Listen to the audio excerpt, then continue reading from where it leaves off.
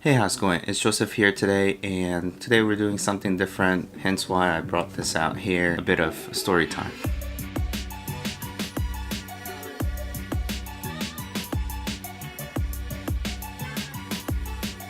I'm terrible with numbers, so I had to look through my emails to find out all of the years. So it seems that my first XPS laptop that I bought for my college years was M1330, and it was purchased in some time around 2009, and it was the first model that had SSD in it, and it was a first gen SSD. It was quite pricey. I remember paying somewhere around $2,000 for that laptop to fit out the high-end stuff, including the SSD and the whatever that I can fit in terms of CPU and the RAM size as well. And for the school use, it was fine. I was doing a bit of rendering, and actually I think I have the first gen SSD that broke on me later on. Yeah, let me show you. So here it is. It's got some screws inside. It's hard metal. So spoiler alert, the parts inside has been taken out, but it's a solid metal. First time they made SSD, they weren't really thinking of the weight, so, or maybe the price. So they made it all metal, and it's very nice. And I decided to keep it because it was just a bit too nice to throw away. And it did handle some renderings fine, the modeling were always fine, and I did notice it was heating up a lot even though I wasn't rendering. And at the time I looked up online, and they said it's sort of a known issue throughout all the same laptop users. And the fact that I sort of fit out the best stuff, it was creating extra heat for this configuration. So the recommendation was to fit a cooler pad, and the cooler it's inside, it has some internal fans and just blow air onto the laptop, hence the cooling the laptop. And that's what I had done. It was fine for a while. I started running 1080p monitors on it, a single monitor at that time, including the laptop screen, and the architectural workflow was fine for student days. My laptop was able to handle basically everything I throw at it. Not necessarily the quickest, I would say, but at least it got me through, and I was very happy with it. At the time I played some games, mostly esports, and it was Counter-Strike and StarCraft, and StarCraft 2 came out, and my computer basically wasn't able to handle the high settings of StarCraft at that time. So I decided to do some crazy mod that I found online that I was able to get express card inserted to the laptop and run a external graphics card. It was a very interesting challenge for me, make my laptop go a lot faster in terms of graphics, and I decided to pull the trigger on it. With several days of troubleshooting once parts arrived, which I think took about a week, and I purchased GTX 460, had a little cooler in the middle. With few days of troubleshooting, I was able to run GTX 460 on my laptop, and it was very successful. I was able to run all the games at the highest settings. Strangely, at that time, SketchUp benefited a lot with a better graphics card because the Anti-Aliasing allowed the lines to look a lot smoother, and it was able to handle a lot of edges, so it actually helped my visuals that I get out of SketchUp. So it was a worthy purchase and a hassle that I went through because I like these challenges. With GTX 460, I got through most of the student days. In my last school year, I decided to purchase a Dell desktop because the laptop CPU was throttling a lot, and I was seeing a lot of values in multi-core CPUs that was coming out at the time, i3, i5, i7. The i7s being HyperThreaded, I was just seeing a lot of threads and seeing a lot of benefit in render time, visualization. And turns out as a student, you can get student discount on these things, and if you just buy the body, so it doesn't come with the monitors. I believe it didn't come with the keyboard and the mouse. I might have sold it off. So in 2013, when I first purchased this unit, it was fitted out with i7 3rd gen, so 3770 not overclocked. I wasn't really into any of those things. It has 8 gig of memory that came with, some odd Radeon cards, power supply, 1 terabyte hard drive as a data. And because I had GTX 460 lying around, a good power supply for it, I had replaced those, sold it off on eBay, and I purchased additional sticks for the RAM because it had additional slots. And I believe I purchased extra 16 gigs of memory, and therefore this machine had total of 21 gig for DDR3, but it was able to handle whatever that I sort of threw at it. And it was great because I saw additional threads that are going around in my renders. So in V-Ray, you see these buckets that go around depending on the thread count of your CPU. So I believe it was 4 cores, so 8 thread CPU. So you see 8 buckets that go around compared to the laptop that I had just 2. And it was able to just chew through all the tasks that I needed to do. So fast forward to end of 2017, over the course of 4 years, I had replaced GTX 460 to this one here, so GTX 750 Ti, and it was handling everything just fine. The OCZ SSD that I had fit out was 120 gigabytes, and it was just kind of slowing down. I believe it sort of died on me, so I had to toss it. And I ended up purchasing Samsung Evo model of 250 gig and fitted out with that. And those were the only additional purchases were gone in. For a very long time, it handled everything fine until I saw additional demand for 2018 for VR. Anyways, I just wanted to show you the internals of this. So it's been propped up on a box, so it's quite wobbly, but I'll do my best.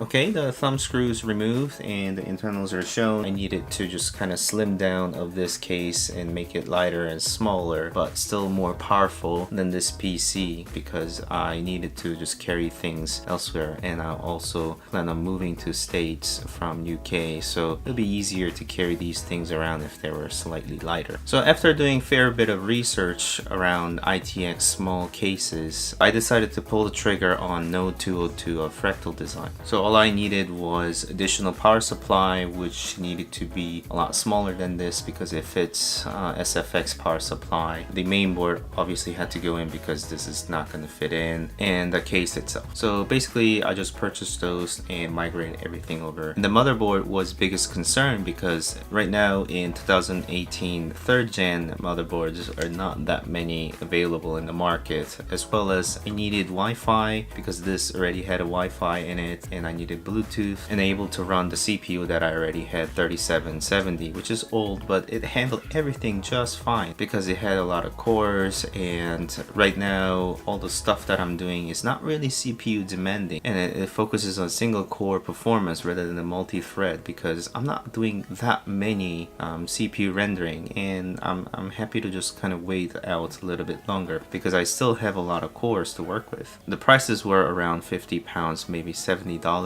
ish. I was seeing the models with Wi-Fi and Bluetooth fitted out, and at that time apparently USB 3 was a sort of a new thing. This machine had USB header and connector on the back of the main board, but to purchase that sort of main board in ITXI, it was rarely available, and those were selling, I don't know, £120 for a board. I wasn't really up for paying that much for this upgrade because it was supposed to be sort of budget oriented and just getting my workflow done. So with that said, I had pulled the trigger on the £50 motherboard. It actually had i3 CPU on it, which was working, and it even had a fan on it, which I had just tossed it, but it had i3 CPU, so which meant that even though I replace it, I probably will be able to get another machine of i3, which is okay. I had fit out i7 on that main board and just threw that i3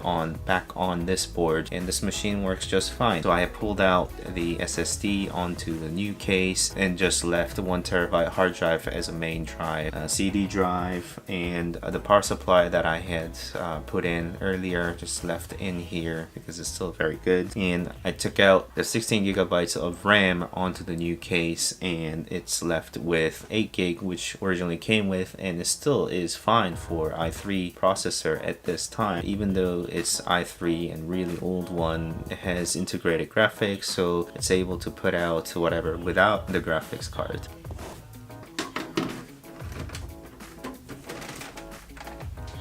So fast forward to 2018, I have fit out this new case. So here it is.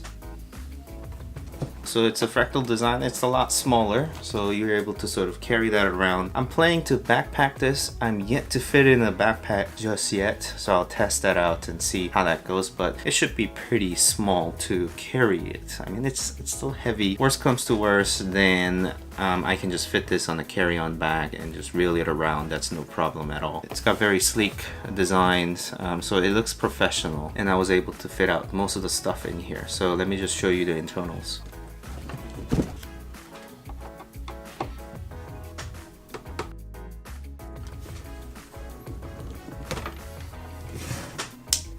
So with the first set of upgrades, I was able to just fit GTX 750 into this case, and everything worked out fine. And notice the graphics card is a lot bigger now, but at the time when I just fitted out as a smaller card here, I just saw the demand for additional power in terms of real-time rendering, and if I ever want to do a VR with it, and 750 Ti just wouldn't cut it. So I had to just pull the trigger for a graphics card upgrade. I purchased GTX 970, and that is what's in here. So I just saw this listing on Gumtree. So Gumtree is kind of like Craigslist of the States. I just purchased this. If I need additional horsepower, then I can just swap this out with much better cards like 1080 or 1070 Ti.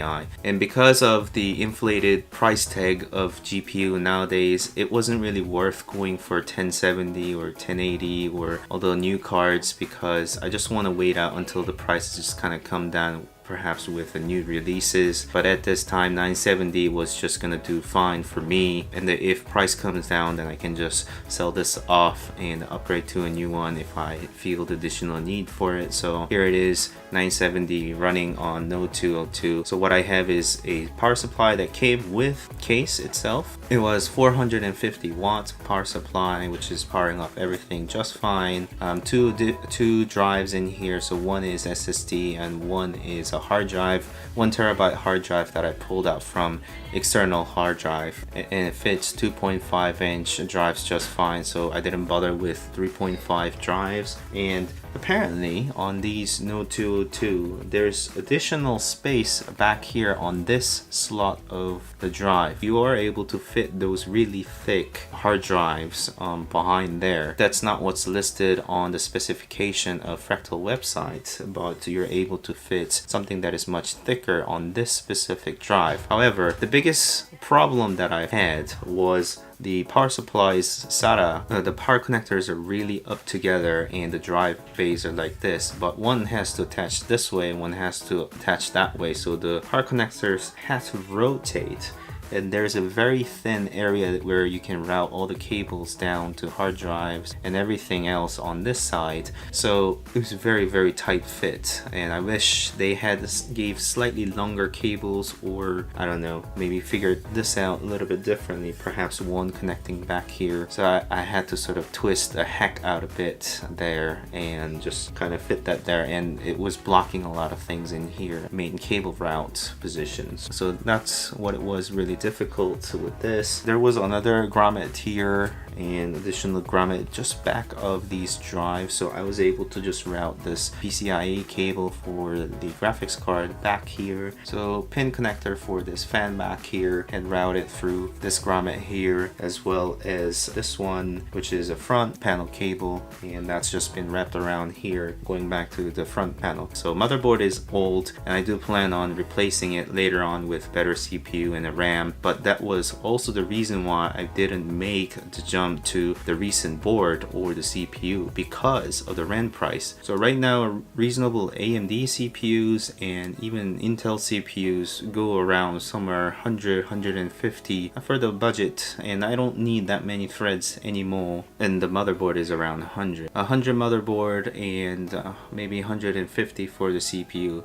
but the RAM prices are about 160 for a 16 gigabytes, and I do want to up it to 32 gigabytes, but there's serious shortage and the inflation on the RAM market, so I just don't feel like upgrading this for the price and the performance difference that I'm gonna get just now. So I'm just using the 3rd gen CPU. And something I had forgotten was that I had to purchase an additional cooler, because the cooler that came with my other XPS was just gonna be too thick. So I had purchased this 30 pounds that I had paid for, and it's fantastic. So I just fitted it in, and it's silent. It also cools very well, so it was worth the purchase there as well. But I'm keeping my 3rd gen i7 3770 in here just to get by, and the RAMs were 16 gig DDR3 at that time, so this is what's gone in here. And once I fit this GTX 970, the biggest problem was the heat. Once I loaded this GTX 970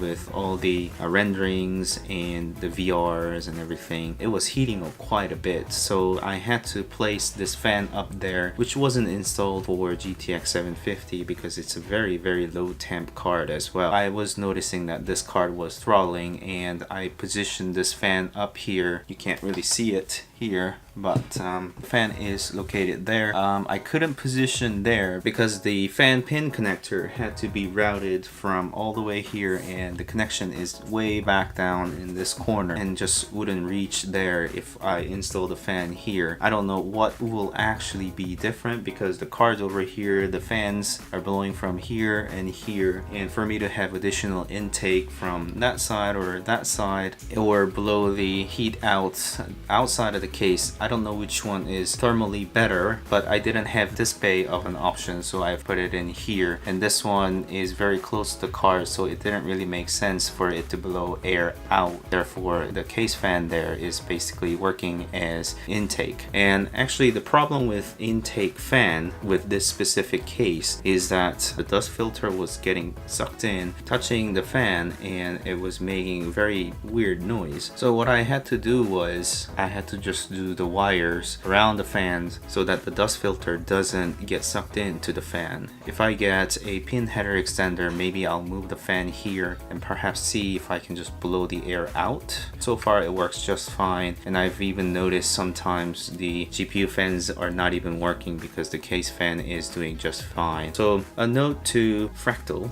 perhaps we can make this one slightly better, maybe by just reconfiguring this, because I'm seeing a lot of space that are being wasted here.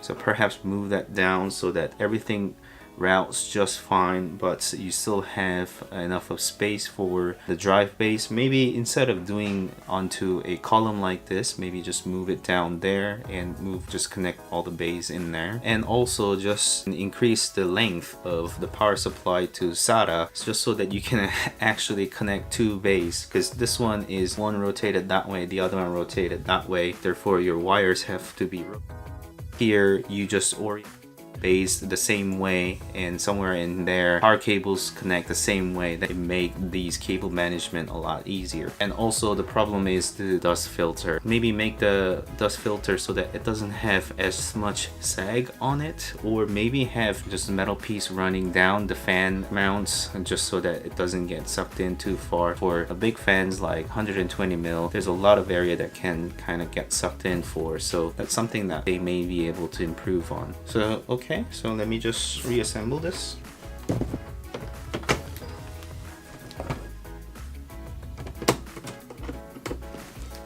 Okay, so this PC is gonna be my main driver for everyday as well as business, and when you see me doing YouTube videos, I'll be using this machine, and over the course of the days I may do a couple more upgrades, but this is fine for what it is now, and it's able to handle all the real-time rendering as well as the VR session. So you'll be seeing me using this machine for those things on the channel, and I understand this was quite different from my regular tutorial videos, but gadgets and hardwares like this is something that I get really hyped for, and I just wanted to kind of share my interests and enthusiasm with you guys, and perhaps do a couple more of this. If you find it interesting, please leave a comment if you find something interesting, or just to carry on the discussion if you want. And this is just an overview of my setup and a little bit of history as well. I just wanted to kind of document that for myself as well. But here is my most recent upgrade for 2018 March, and